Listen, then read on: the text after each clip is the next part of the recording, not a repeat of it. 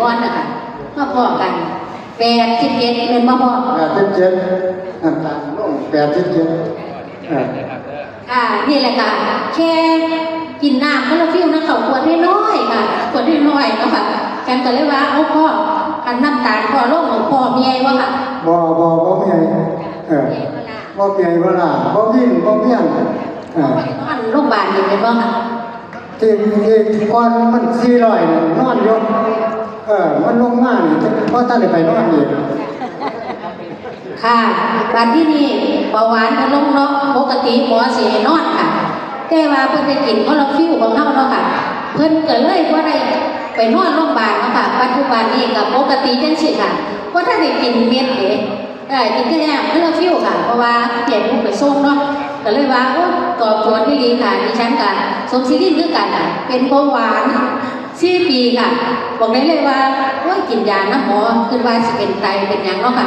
คือเป็นเงินก้วนมาบาทเนาะของคนที่ว่าเป็นไตนะคะสิได้ร่างไตประมาณอยู่ทุกอาทิตย์นะคะที่เคสที่ไปหาเนาะค่ะประมาณ2 เที่ยนะคะร่างไตทรมานนี่ดีค่ะเป็นโรคเศรษฐีเนาะเขาก็ว่าอยากเป็นโรคแบบนั้นค่ะก็เลยมากินคลอโรฟิลนะคะฉันจะจัดไป3 ชุดด้วยค่ะจะมีคลอโรฟิลแล้วก็มิกไนมิกพาร์ทนะคะค่ะนี่แหละค่ะ3 ชุดที่ฉันปกติแล้วค่ะเพราะว่าไตปีนี่อย่างแม่ดีเหมือนเราเด้อค่ะประมาณนี้นะคะยุดยาเบาหวาน3 เดือนแล้วค่ะยาพุ่มดันยาอย่างก็ว่ากินแล้วใจเย็นกินแต่น้ำคลอโรฟิลนี่แหละค่ะ